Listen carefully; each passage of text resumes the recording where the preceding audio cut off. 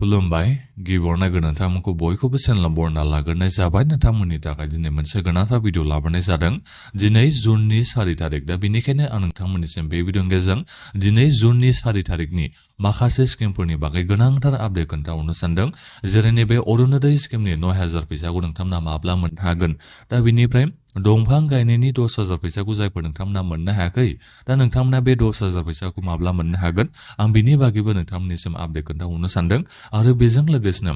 नैबे पीएम किसाननि 23थि किस्तिनि फैसाखौ नोंथांमोना माब्ला मोननो हागोन, दा बिनि बागैबो आं नोंथांमोननिसिम आपडेट खोन्थाहरनो सानदों। PMAY-G न'नि जायफोर नोंथांमोननिया जिअ टेगिं जाबाय, दा नोंथांमोना सरकारि न'खौ एसे उनावनो मोननो हासिगोन। दा बिनि बागैबो आं नोंथांमोननिसिम आपडेट खोन्थाहरनो सानदों। आरो बेजों लोगोसेनो सरकारि फायखानानि बागैबो आं नोंथांमोननिसिम माखासे गोनांथार आपडेट खोन्थाहरनो सानदों। दा बिनिफ्राय नैबे जिबन प्रेरणा स्किम, निजुत बाबु आसनि स्किम, निजुत मयनानि स्किमनि फैसाखौ नोंथांमोना माब्ला मोननो हागोन बायदि, दा बेफोर स्किमनि बागैबो आं नोंथांमोननिसिम नैबे भिडिअनि गेजेरजों आपडेटखौ खोन्थाहरनो सानदों। दा बेनिखायनो गासिबो नोंथांमोना बे भिडिअखौ जोबजासिम नायनानै लाबानो जाबाय।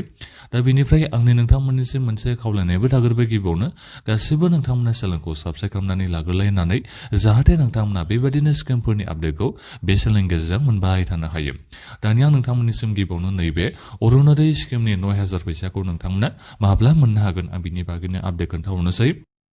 जायफोर नोंथांमोना दाख्लै बावै अरुणोदय स्किमनि 9000 फैसा सोनायाव नोंथांमोना मोननो हायाखै, नोंथांमोना 9000 फैसाखौ मोननो हागोन होननानैथ' जोंहा चिफ मिनिस्टार बिथाङा नोंथांमोननिसिम रादायखौथ' होखादों नङा होमबा। दा बेनिखायनो अरुणोदय स्किमनि फैसाखौ जोंहा आगष्ट मासनिफ्राय सोगोन। दा बेयो कनफार्मानो जाखाबाय होननानै बेखौ बुंनो नांगोन। 99% दायो कनफार्म जानानै फैखाबाय जे आगष्ट मासनिफ्राय नोंथांमोना अरुणोदय स्किमनि फैसाखौ मोनफिननो हासिगोन होननानै। नोंथांमोना जुलाइ मासावबो मोननो हानाय नंला, जुन मासावबो नोंथांमोना मोनखायासै। दा जिखियानो जाया मानो 9000 फैसाखौ नोंथांमोना आगष्टआव मोनाबाबो सेप्तेम्बराव मोनगोनखौ आसाखौ लाबानो जाबाय। माखासे प्रब्लेमनि थाखाय नैबे 9000 फैसाखौ मोननो हायाखै गोबां मानसिफ्रानो, जेरै बेंक एकाउन्टआवबो माखासेना प्रब्लेम जाबाय आरो माखासेना मा जादों, जेनेबा बिथांमोना फैसा सिगांनिफ्रायनो मोनबाय थायोमोनबाबो नैबे 9000 फैसाखौ बिथांमोना बायदि बायदि जाहोननि थाखाय,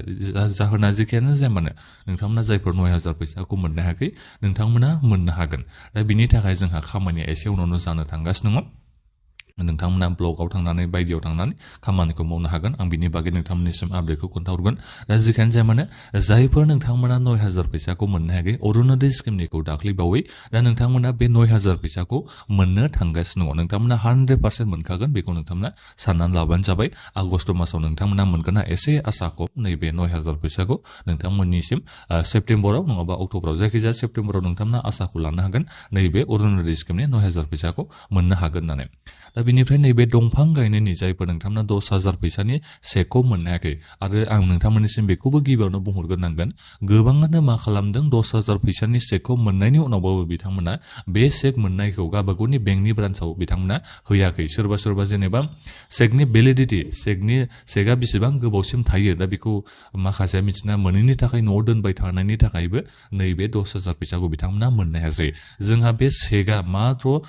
मास मोनथामनि थाखाय, मास मोनथाम माने 90 डेजनि थाखायल'सो जोंहा भेलिडिटिया थायो, चेक मोनसेनि भेलिडिटिया। दा बे 90 डेजनि बिथोरावनो नोंथांमोना चेकखौ गावबागावनि बेंकनि ब्रान्सआव नोंथांमोना सिफाय हैनांगौ जायो। दा बेनिखायनो नोंथांमोना बे चेकखौ गावबागावनि बेंकनि ब्रान्सआव डिप'जिट खालामैनि थाखायबो नैबे 10000 फैसाखौ नोंथांमोना गोबाङानो मोननो हायाखै। दा अब्लाबो नोंथांमोना जेबो टेनसन लानांगौनि गोनांथि गैया। जायफोर नोंथांमोना जिखिनि जाया जाहोनाव, बेलेग जाहोनबो जानो हागौ गोबांनियानो, नोंथांमोना 10000 फैसानि चेकखौ मोननो हायाखैबा एबा 10000 फैसाखौ नोंथांमोना मोननो हायासैबा, दा नोंथांमोना बेखौ मोननो हागोन। नाथायबा नैबे 25000 फैसाखौ जेब्ला सोगोन अब्लासो नोंथांमोना बे फैसाखौ मोननो हागोन। दा बेनिखायनो माब्ला नोंथांमोना मोननो हागोन, फैगोन बोसोरावसो नोंथांमोना मोननो हागोन। डाइरेक्ट नोंथांमोना 25000नि जायगायाव बेसेबां फैसा मोननो हागोन, जायफोर नोंथांमोना 10000 फैसा मोननो हायाखै नोंथांमोना डाइरेक्ट 35000 फैसाखौ मोननो हागोन। दा नोंथांमोना बेखौ मिथिबाय जानांगौ, 35000 नोंथांमोना फैसाखौ मोननो हागोन। 10000 फैसाखौ जायफोर नोंथांमोना मोननो हायासै नोंथांमोना एसेबां दुखु जानो नांला, नोंथांमोना मोनखागोन। नोंथांमोना मालायफ्रा 25000 फैसा मोनोबा नोंथांमोना 35000 फैसाखौ मोननो हासिगोन। दा बेखौ खोनानानै नोंथांमोना मोजां मोनबाय जानांगौ। जोंहा आसामनि chief minister doctor Himanta Biswa Sharma बिथाङानो नोंथांमोननिसिम बे बाथ्राखौ एनाउन्समेन्ट खालामना होदों। दा बेनिफ्राय PM किसाननि 23 किस्तिनि 2000 फैसाखौ नोंथांमोना माब्ला मोननो हागोन नोंथांमोना बे 2000 फैसाखौथ' ओरैनोथ' खौरां बिजोङाव बेखौ होबाय थादों जेनेबा जुननि 15 तारिखआव बेबादि फैसाखौ सोनानै हरगोन होननानै आंबो नोंथांमोननिसिम भिडिअ लाबोना खोन्थाहरदों जेनेबा खौरां बिजोङाव बेबादि डेट ओंखारना फैदों होननानै अब्लाबो आं नोंथांमोननिसिम बेखौ 100% सिउरिटि जों बेखौ आं बुंहराखै जे नोंथांमोना जुननि 15 तारिखआवनो PM किसाननि 23 किस्तिनि 2000 फैसाखौ मोननो हागोन होननानै आं नोंथांमोननिसिम बेखौ बुंहरदों आरो जायखिजाया बे जेनेबा खौरां बिजोङाव होनाय जा डेटफोर दा बेयो जेनेबा डेटआ 100% ट्रु जायोबाथ' जोबोद मोजांनि बाथ्रा नङा होमबा नाथायबा आं बेखौ बुंहरदों गभर्नमेन्टनिफ्राय जेबो दासिमबो अफिसियेलि जेबो डेट ओंखारना फैयाखै दा बेनिखायनो 15 तारिखआव होगोना बेयो 100% दायो सियर नङा होननानै बेखौ आं नोंथांमोननिसिम दाख्लैबो भिडिअ बानायनानै खोन्थाहरनाय जादोंमोन दा बेनिखायनो नोंथांमोना बेखौ आसाखौ लाबानो जाबाय जायखिजाया नैबे जुन मासाव PM किसाननि 23 किस्तिनि 2000 फैसाखौ मोननो हागोन होननानै डेटआ जेब्लानो कनफार्म जागोन अब्लानो आं नोंथांमोननिसिम भिडिअ लाबोना खोन्थाहरगोन अब्लाबोथ' आरो दायो बारा गोबाव समथ' गैखाला जोंहा जुननि दिननि 4 तारिखआनो जाखाबाय दा बेनिखायनो बे जुन मासावनो नोंथांमोना PM किसाननि 23 किस्तिनि 2000 फैसाखौ मोननो थांगासिनो दङ दा बिनिफ्राय नोंथांमोननिसिम जोंनि नैबे आसामनि chief minister doctor Himanta Biswa Sharma बिथाङा नोंथांमोननिसिम रादाय होदोंमोन जे आबादारिफोरनो जोङो बोसोरफायाव 11,000 सिम फाइनान्सियेल एसिस्टेन्ट एबा फैसा होगोन होननानै नोंथांमोननिसिम रादाय होदोंमोन नङा होमबा आङो नोंथांमोननिसिम भिडिअ लाबोना खोन्थाहरनाय जादोंमोन दा बे 11,000 फैसाखौ जायफोर नोंथांमोना PM किसाननि जोहै दायो फैसा मोननो हागासिनो दङ दा नोंथांमोना अट'मेटिकेलि मोननो हागोन दा बेखौ मिथिना लाबानो जाबाय PM किसाननि जायफोर दायो फैसा मोननो हागासिनो दङ PM किसाननि बेनिफिसियारि नोंथांमोनानो नैबे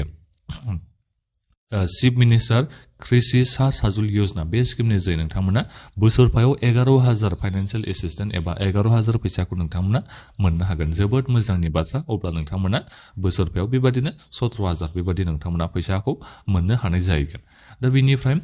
नैबे CM-AAA स्किम दा बेनि एप्लाइबो जोंहा बे बोसोरावनो जानो थांगासिनो दङ अफिसियेलि जेबो डेट ओंखारना फैयाखै अब्लाबो आं नोंथांमोननिसिम बेखौ बुंहरनाय जादों एसे उनावनो जोंहा एप्लाइ खालामनाया जासिगोन होननानै दानिया फैदो नैबे निजुत बाबु आसुनि निजुत मयना स्किम जिबन प्रेरणा स्किमनि फैसाखौ नोंथांमोना माब्ला मोननो हागोन दा बे फैसाखौथ' नोंथांमोना मोननो हासिगोन दा बिनि सिगाङावनो जोंहा दायो माखासे खामानिया जागासिनो दङ आं नोंथांमोननिसिम बेखौ भिडिअ बानायना खोन्थाहरनाय जादोंमोन जे नैबे निजुत बाबु आसुनि निजुत मयना स्किमनि जायफोर नोंथांमोना फैसा मोनबाय थानो हायोमोन दा नोंथांमोना गावबागावनि बेंक एकाउन्टखौ आधारजों लिंक खालामना लानांगौनो बे साननैसोनि गेजेरावनो दा बेनिखायनो नोंथांमोना जुदि लिंक खालामना लाबासो फैसाखौ मोनफिननो हासिगोन आधार कार्डआ बेंक एकाउन्टजों माने कम्पालसरि मेन्डेटरि नोंथांमोना बे लिंक जानाय जानांगोन गावबागावनि बेंकनि ब्रान्सआव थांनानै बेनिखायनो नोंनि बे माबाखौ आधार कार्डखौ लिंक खालामना गोख्रैनो नोंथांमोना लाहैबानो जाबाय बेनिफ्राय लिंक खालामखांनायनि उनाव नोंथांमोना मा खालाम गावबागावनि कलेजाव थांनानै नोंथांमोना बेखौ खोन्थाहैबानो जाबाय आङो आंनि बेंक एकाउन्टखौ आधारजों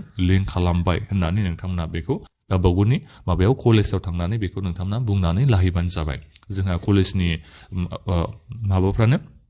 कलेजनिफ्रायनो अफिसियेलि बे जोंहा रादाबा ओंखारना फैखादों आं नोंथांमोननिसिम बेखौ दाख्लैबो ओरैनो खोन्थाहरबायमोन दा बेनिफ्राय DBT स्किमनि जोहैसो फैसाखौ सोजोबसिगोन डाइरेक्ट बेनिफिट ट्रेन्सफार स्किमनि जोहैसो फैसाखौ सोजोबसिगोन नालाय दा बेनिखायनो नोंथांमोननि बे बेंक एकाउन्टआ आधारजों कम्पालसरि लिंक थानांगौ अब्लासो नोंथांमोना फैसाखौ मोननो हासिगोन दा बेनिफ्राय बे फैसाखौ नोंथांमोना माब्ला मोननो हागोन निजुत बाबु आसुनि निजुत मयना स्किम जिबन प्रेरणा स्किमनि फैसाखौ नोंथांमोना माब्लानिफ्राय मोननो हागोन आगष्ट मासनिफ्राय नोंथांमोना मोननो थांगासिनो दं आगष्ट मासनिफ्राय माने नोंथांमोना नैबे जुलाइनि मासावबो मोननो हागौ जुलाइनि 20 तारिख 25 तारिख बे थारिखआव नोंथांमोना मोननायनिबो चान्सआ दङ अब्लाबो आं 100% नोंथांमोननिसिम बेखौ बुंहरनो हानाय नङा जुलाइ मासाव नोंथांमोना मोनगोन होननानै मानो होनोबा माखासे गोबां माने स्किमफोरनि फैसाखौनो नैबे आगष्ट मासनिफ्रायसो सोगोन दा अब्लाबो आं नोंथांमोननिसिम बेखौ बुंहरबाय आरो जुलाइ मासाव जुदि मोनाबा जुलाइनि 20 तारिख 25 तारिखहालागै नोंथांमोना जुदि जिबन प्रेरणा स्किम निजुत बाबु आसुनि निजुत मयना स्किमनि फैसाखौ जुदि नोंथांमोना मोनाबा 100% नोंथांमोना साननानै लाखा आरो आगष्ट मासावसो नोंथांमोना मोनखागोन होननानै मानो होनोबा आगष्ट मासनिफ्रायनो गोबां स्किमफोरनि माने गासैबो स्किमफोरनिनो फैसाखौ आसाम सरकारा सोनो थाखाय नोंथांमोननिसिम रादायखौ होदों दा बेनिखायनो आं सानदों आरो नैबे निजुत बाबु आसुनि निजुत मयना स्किम निजुत बाबु आसुनि स्किमावबोथ' जोंहा आसाम सरकारनिनो स्किम नालाय दा बेनिखायनो आगष्ट मासावसो नोंथांमोननिसिम बेखौ सोना हरगोन बादि आं सानदों आरो जुदि जुलाइ मासाव सोयोबाथ' जोबोद मोजांनि बाथ्रा जागोन नाथायबा आं आगष्ट मासावसो सोगोन होननानै नोंथांमोननिसिम दायो नैबे बिदिंजों बुंहरनाय जादों आंनि बे मोन्दांथि आरो दा बे जाहैबाय नैबे निजुतबाबो निजुत मयना ओमफ्राय जिबन प्रेरणा स्किमनिया दा गोदान एप्लाइ माब्ला जागोन बे बोसोरनि जोबनायथिंनो नैबे अक्ट'बर नभेम्बर मासावनो जोंहा गोदान एप्लाइ जागोन निजुतबाबो आसनि स्किमनि थाखायबो निजुत मयना स्किमनि थाखायबो बिनिफ्राय जिबन प्रेरणा स्किमनि थाखायबो जोंहा बे बोसोरनि जोबनायथिंनो जोंहा गोदान एप्लाइ जागोन दा बेखौ नोंथांमोना मिथिना मोनबाय जानांगौ गोबाङानो नोंथांमोना आंनिसिम सोंहरबाय थादोंमोन गोदान एप्लाइ माब्ला जागोन होननानै दा बिनिफ्राय नैबे PMAY-G न'नि सरकार न'नि जायफोर नोंथांमोना जिअ टेगिं सिगाङावनो जाखांनाय दा नोंथांमोना सरकारि न'खौ एसे उनावनो मोननो हासिगोन नोंथांमोननिया बेनिफिसियेल लिस्टआव फैसिगोन दा बिनिफ्राय नोंथांमोना 32,500 नोंथांमोना फैसाखौ मोननो हासिगोन दा बे गोजोनथाव रादाबखौबो नोंथांमोना खोनाबाय जानांगौ एसे सिगाङाव जायफोर नोंथांमोना जिअ टेगिं खालामनाय नोंथांमोना बेनिफिसियेल लिस्टआव फैनो हासिगोन बिनि उनाव नोंथांमोना सरकारि न'नि थाखाय 32,500 फैसाखौ नोंथांमोना मोननो हासिगोन गिबि इनस्टलमेन्टनि फैसा हिसाबै दा बेखौ नोंथांमोना निश्चय खोनानानै मोजां मोनबाय जानांगौ दानिया नोंथांमोना बे भिडिअखौ बयनोबो शेयार खालामना होदो दिनै जोंहा जुननि 4 थारिख दा बेनिखायनो दिनैनि आपडेटआ बेखिनियानोमोन आं आरो नोंथांमोननिसिम गाबोन आपडेट लानानै फैलायगोन सानफा सानफा जोंहा गोबां स्किमफोरबो दं नालाय दा बेनिखायनो गोबां जोंहा आपडेटआ ओंखारना फैबाय थायो दा जेखियानो जाया मानो चेनेलखौ नोंथांमोना साबस्क्राइब खालामनानै लाबानो जाबाय जाहाथे नोंथांमोना सानफ्रामबो बेबादिनो स्किमफोरनि आपडेटखौ नैबे चेनेलनि गेजेरजों मोनबाय थानो हायो माबाफोर नोंथांमोना सोंनांगौ दङबा भिडिअनि बक्सआव कमेन्ट खालामना नोंथांमोना सोंहरनो हागोन दा बेखिनियानोमोन गोजोन्थों